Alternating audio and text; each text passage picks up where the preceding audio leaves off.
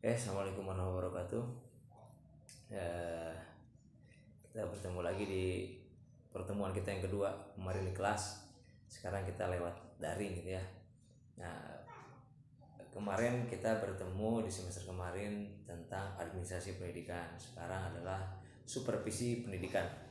Nah, mungkin buat teman-teman yang sudah mengajar di sekolah sekarang, sampai sekarang ini mungkin tidak asing dengan istilah supervisi gitu ya, karena banyak sekali kegiatan-kegiatan yang memang diperiksa oleh supervisor gitu ya. Nah, kita langsung saja. Dari segi morfologis, secara morfologis supervisi ini berasal dari dua kata itu ya, bahasa Inggris, yaitu super kemudian vision. Super berarti di atas dan vision berarti melihat. Ini masih serumpun dengan pemeriksaan gitu ya, pemeriksaan atau inspeksi atau ini pengawasan lah, pengawasan. Dulu sih, kalau dulu kita sering mendengar istilahnya adalah penilik ya, penilik. Ada bapak penilik cina gitu ya, ada bapak penilik, ada ibu penilik. Kalau sekarang mah bapak pengawas, bisa suka riuh mengenai pengawas kayak riuh. Kalau nyariun RKPP gitu ya, dulu mah sok riuh gitu ya, pengawas perlu dikebut bikin gitu ya, buru-buru nyeun gitu ya. Nah,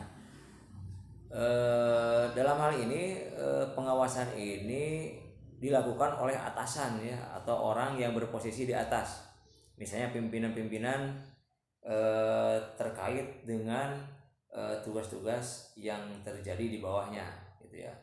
Nah, kalau guru mungkin ada kepala sekolah, kemudian kepala sekolah juga nanti ada orang utusan dari lembaga-lembaga tertentu yang harus memeriksa gitu ya, sejauh mana kinerja kepala sekolah, sejauh mana kinerja guru, atau dilihat lagi ini keluar daerah atau tidak gitu. Karena pada hakikatnya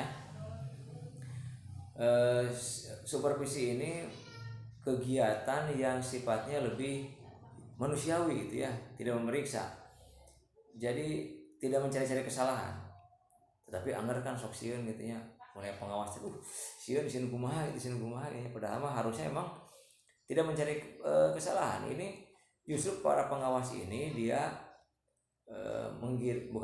mengarahkan gitu ya, bisa mengkol si jauh itu, makanya pengawas itu harusnya memang membimbing, mengarahkan gitu ya, mana yang harus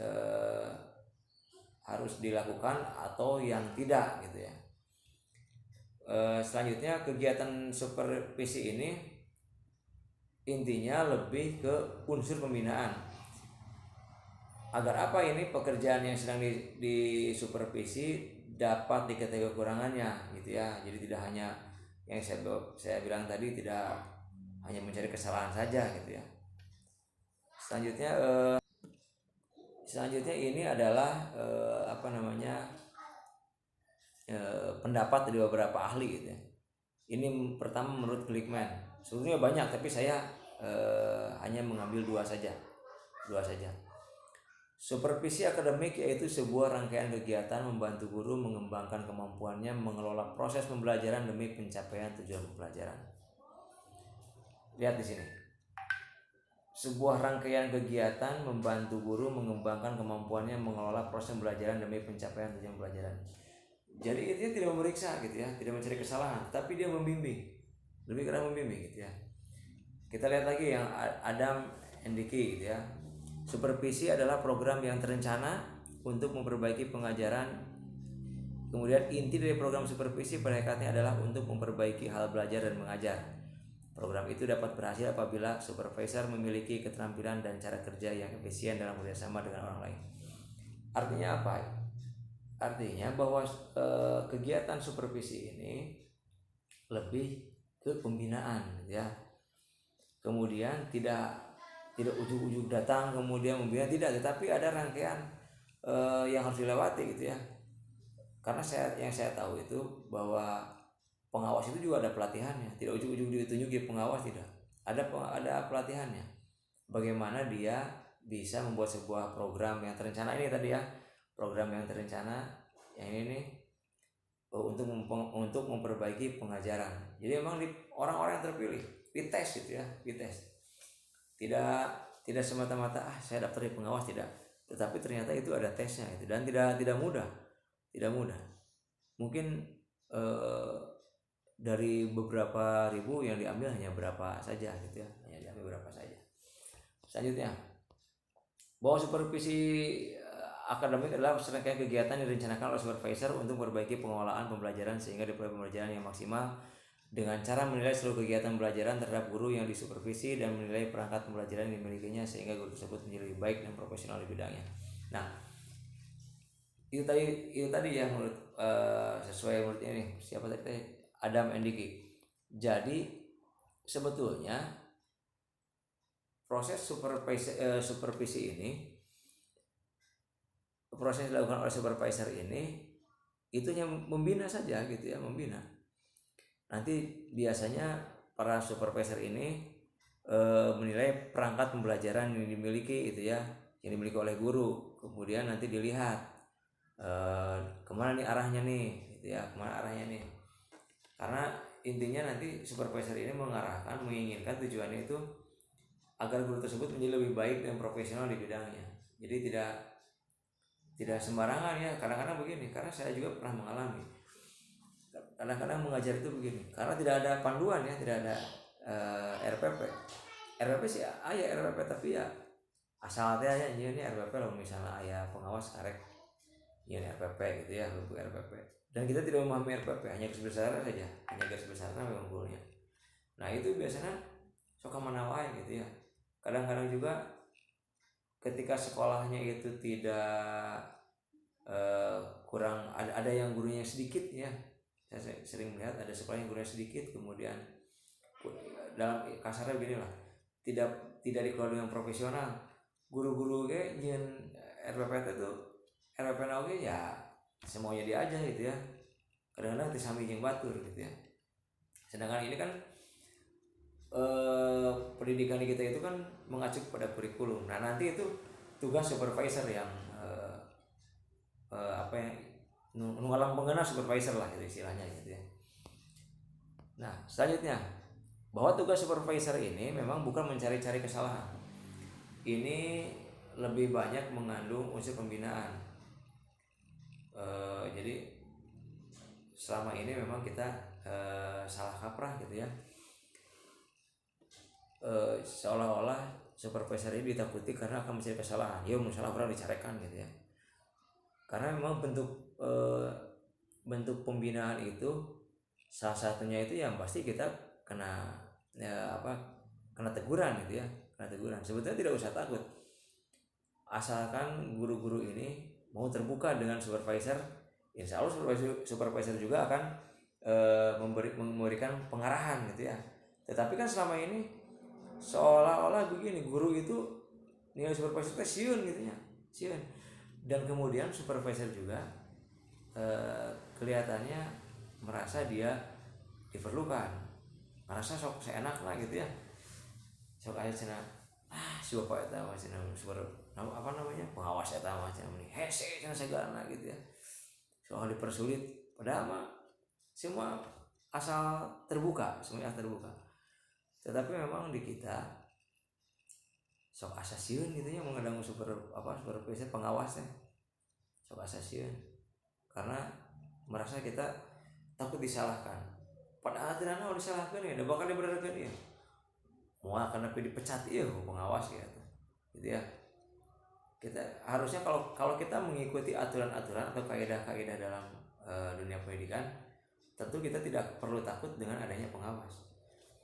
Tetapi dalam hal apapun yang namanya pengawasan ini ya sok rada verifikasian lah gitu ya, sok verifikasian. Selanjutnya ini adalah ada beberapa keputusan Menteri Pendidikan, termasuk kategori supervisor dalam pendidikan adalah kepala sekolah, pendidik sekolah, dan para pengawas di tingkat kabupaten kota madya serta staf di kantor bidang yang ada di tiap provinsi. Artinya bahwa di sekolah itu semua saling mengawasi, gitu ya, saling mengawasi. Supervisor dalam pendidikan adalah kepala sekolah, pendidik sekolah, dan para pengawas di tingkat kabupaten serta staf di kantor bidang yang ada di setiap provinsi. Jadi semua saling mengawasi, tidak hanya satu yang dari kabupaten itu ya. Intinya semua saling mengawasi, kepala sekolah, kemudian dari kepala TU juga mengawasi. Semua itu harusnya mengawasi. Berjalan semuanya. Mungkin kalau ada senioritas, maaf itu ya. Mungkin yang senior gurunya gitu ya mengawasi, yang juniornya dikasih tahu. Nanti begitu ada pengawasan sudah clear semuanya, sudah satu arah, semuanya sudah satu visi gitu ya. Tapi memang dasarnya sih kalau yang saya rasakan di sekolah itu ya, apalagi yang muda-muda ini biasanya yang junior itu kadang-kadang berjuang sendiri gitu ya, mencari solusi sendiri bagaimana memecahkan permasalahan di sekolah. Akhirnya sok haresnya itunya kolot lagi Pak Abdi bre ieu kumaha ieu saya ya sok we cenah ada begitu ya. Nah, selanjutnya sasaran supervisi ini yang pertama adalah akademik. Jadi pengamatan supervisor pada masalah-masalah akademik itu tidak hanya RPP saja ya, tapi masalah akademik juga semua dibahas. RPP, nah cara penilaian, mungkin semuanya dibahas.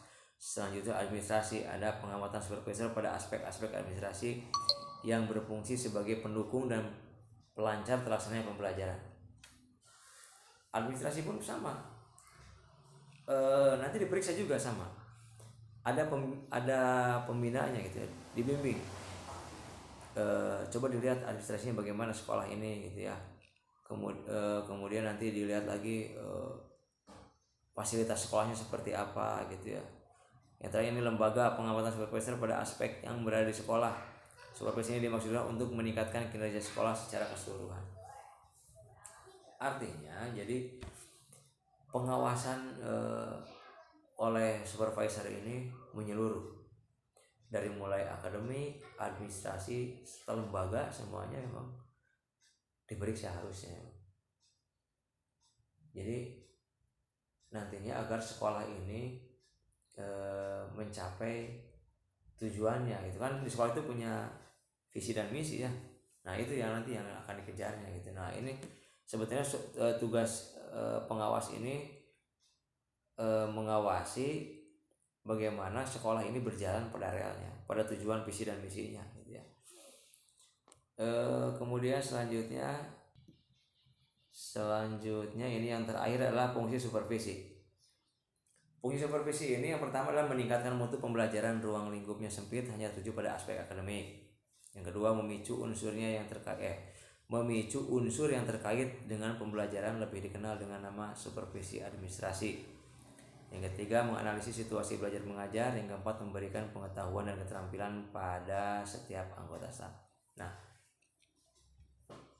memang kalau yang saya rasakan ya, supervisor ini lebih banyak di poin 3 dan 4 ya. 1-2-nya saya belum paham ya, tapi mungkin di teman-teman semua pernah merasakan lah yang poin 1 sama poin 2 ini. Tapi kalau saya selama dulu pernah mengajar itu pengalaman hanya poin 3 dan poin 4 aja. Jadi hanya menganalisis situasi belajar mengajar, kemudian memberikan pengetahuan keterampilan kepada setiap anggota staf. Nah ini yang supervisi administrasi saya juga terus terang saya belum sempat melihatnya, saya belum pernah melihat gitu ya, belum pernah merasakan gitu. Jadi ini ada 4 ya, ada sebetulnya banyak, nanti bisa dicari lagi lah, tapi saya menampilkan 4 fungsi dari supervisi ini. Yang pertama tadi ya, meningkatkan mutu, kemudian memicu unsur yang terkait, yang ketiga menganalisis situasi belajar, yang keempat memberikan pengetahuan. Nah mungkin minggu depan kita mulai diskusi saja ya, minggu depan kita mulai diskusi karena keterbatasan ini ya. Kalau video juga terlalu banyak, ternyata banyak kuota katanya ya, habis kuota gitu ya. Oke, minggu depan kita diskusi. Terima kasih. Assalamualaikum warahmatullahi wabarakatuh.